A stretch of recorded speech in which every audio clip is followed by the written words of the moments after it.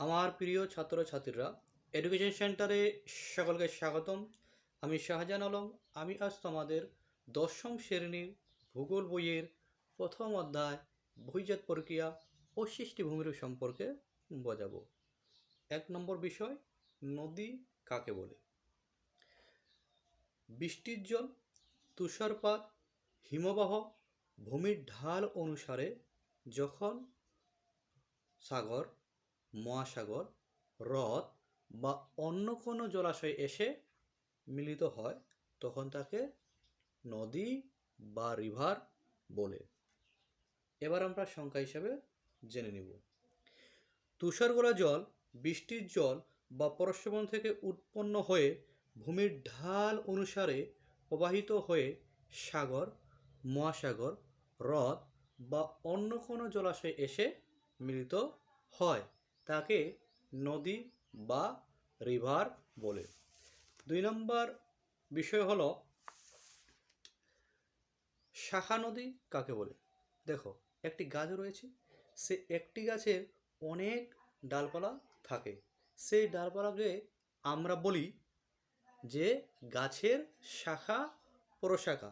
ঠিক একই রকমভাবে একটি নদী আছে, সেই একটি নদী মানে সেই যে মূল নদী রয়েছে, সে মূল নদী থেকে অনেকগুলি নদী বের হয়ে যাবে, আর সেই মূল নদী থেকে অনেকগুলি নদী যে বের হয়ে গেল সেই নদীগুলোকে বলা হবে শাখা নদী।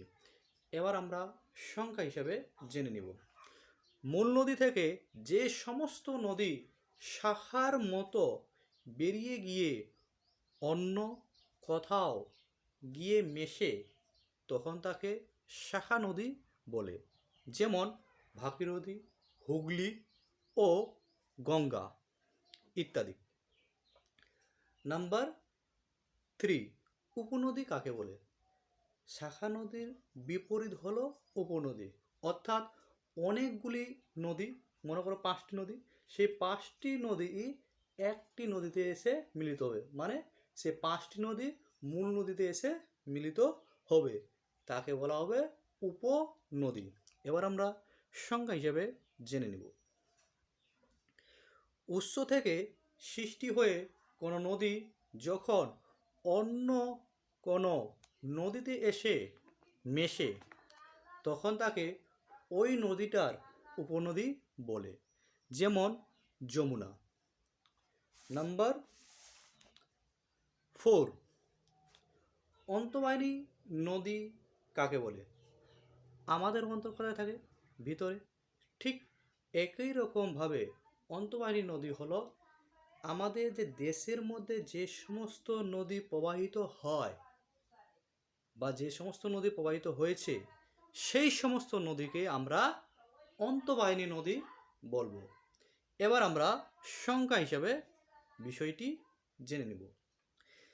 যে নদী কোনো দেশের মধ্যে উৎপন্ন হয়ে সেই দেশের মধ্যেই কোনো হ্রদ বা জলাশয় গিয়ে মেশে তখন তাকে অন্তর্বাহিনী নদী বলে, যেমন নুনি নদী। নাম্বার 5, আন্তর্জাতিক নদী। নিজের দেশের বাইরে যে সমস্ত নদী প্রবাহিত হয়েছে সেই সমস্ত নদীকে আন্তর্জাতিক নদী আমরা বলবো। এবার আমরা সংখ্যা হিসেবে জেনে নিই। যে নদী একাধিক দেশের মধ্যে দিয়ে প্রবাহিত হয় তখন তাকে আন্তর্জাতিক নদী বলে, যেমন সিন্ধু নদী। নাম্বার 6, নদী অববাহিকা। প্রধান নদী, উপনদী, শাখা নদী, এই সমস্ত নদীগুলো একটি অঞ্চলের উপর দিয়ে প্রবাহিত হয়, তাকে নদী অববাহিকা বলে। এবার আমরা সংখ্যা হিসাবে বিষয়টি জেনে নেব। প্রধান নদী, উপনদী, শাখা নদী ও প্রশাখা নদী মিলিতভাবে যে অঞ্চলের উপর দিয়ে প্রবাহিত হয় তখন তাকে নদী অববাহিকা বলে। এবার জানবো আমরা 7 নম্বর জলবিভাজিকা।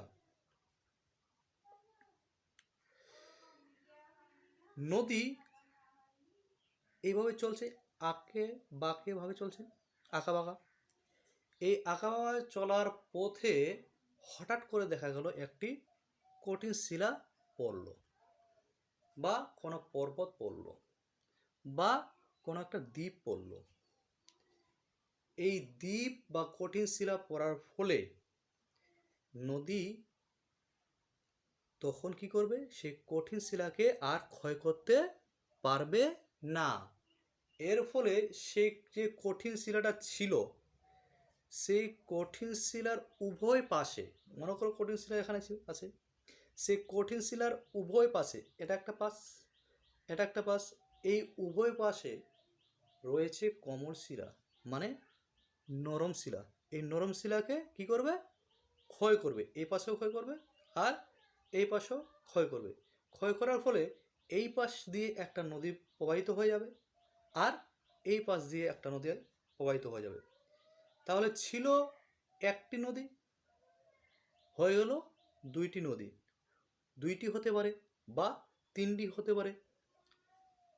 এই যে জলটাকে বিভাগ করে দিল, দুই ভাগে বিভক্ত করে দিল, তাই একে বলা হচ্ছে জলবিভাজিকা। এবার আমরা সংখ্যা হিসাবে বিষয়টি জেনে নেব। যে উঁচু ভূমি অর্থাৎ পর্বত বা পাহাড় পাশাপাশি অবস্থিত দুই বা ততোধিক নদী অববাহিকা বা নদী গোষ্ঠীকে পরস্পর থেকে আলাদা করে তাকে জলবিভাজিকা বলে। তো আজ এই পর্যন্ত। ভিডিওটি যদি ভালো লাগে তবে লাইক, কমেন্ট এবং বেশি বেশি করে ভাই বোনদেরকে শেয়ার করবে, যাতে ভিডিওটি দেখে সামান্য পরিমাণ হলেও তারা উপকৃত হয়। আর সেই জন্য হয়তো আমি ভিডিও করছি। আর ভিডিওটি অবশ্যই সাবস্ক্রাইব করবে। সবাই সুস্থ থাকবে, ভালো থাকবে, এটাই কামনা করি। ওকে।